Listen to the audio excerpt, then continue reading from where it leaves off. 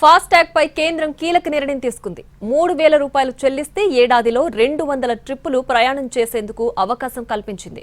దేశవ్యాప్తంగా ఎక్కడైనా తిరిగే అవకాశం ఉంటుంది. ఆగస్టు 15 నుంచి దేశవ్యాప్తంగా ఇది అమల్లోకి వస్తుంది.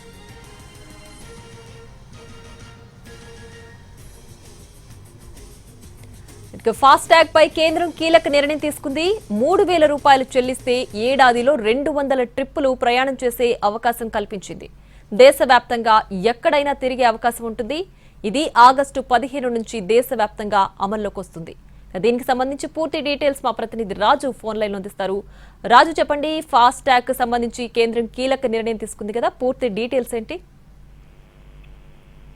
ప్రియా, దేశవ్యాప్తంగా ఉన్నటువంటి వాహనదారులకు గుడ్ న్యూస్ చెప్పింది కేంద్ర ప్రభుత్వం. ఏదైతే హైవేలపై ప్రయాణం చేస్తూ టోల్ గేట్స్ వద్ద ఎక్కువసేపు ఆగడం కావచ్చు, అంటే ఇప్పటికీ గతంలో టోల్ కంటే సిస్టమ్ మొత్తం కూడా మార్చారు, అంటే ఫాస్ట్ ట్యాగ్ అనేది తీసుకొచ్చారు. కానీ ఇప్పుడు మరొక స్పెషల్ అచీవ్మెంట్ తీసుకొచ్చామని చెప్పి కొద్దిసేపటి క్రితమే కేంద్ర రవాణా శాఖ మంత్రి నితిన్ గడ్కరీ కీలక ప్రకటన చేశారు. ఫాస్ట్ ట్యాగ్ ఆధారిత వార్షిక పాస్, అంటే మొత్తం కూడా ఇక ఏడాదికి సంబంధించి ఒకేసారి పాస్ తీసుకోవచ్చు.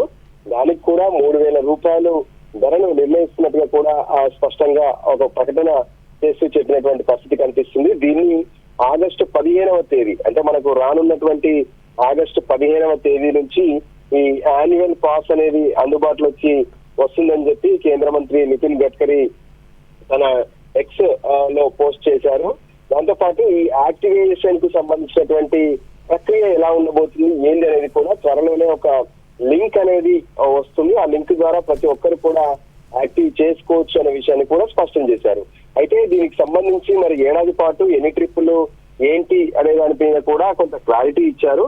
ఏడాదిలోగా 200 ట్రిప్స్ కనుక పూర్తి చేస్తే ఆ 200 ట్రిప్ల వరకు మాత్రమే ఈ యాన్యువల్ పాస్ ఉపయోగపడుతుంది. లేదు అంటే ఏడాది వరకు ఉపయోగపడుతుంది అనే విషయాన్ని కూడా స్పష్టం చేశారు. అయితే దీనికి సంబంధించి ప్రధానంగా అంటే కార్లు, జీపులు, వ్యాన్లతో పాటు నాన్ కమర్షియల్ వాహనాలు ఏవైతే ఉంటాయో వాటికి మాత్రమే ఇది వర్తిస్తుందనే విషయాన్ని కూడా స్పష్టం చేశారు. ఎందుకంటే కొన్ని కమర్షియల్ వెహికల్స్ ఉంటాయి, వాటి విషయంలో మాత్రం ఇప్పటి వరకు ఉన్నటువంటి రూల్స్ మాత్రమే ఉంటాయనే విషయాన్ని స్పష్టం చేశారు. సో మొత్తానికైతే వాహనదారులకు ఒక ఊరటనిచ్చినటువంటి అనౌన్స్మెంట్ అని చెప్పి కేంద్రం స్పష్టం చేసింది. Priya. Right Raju, thanks for the updates.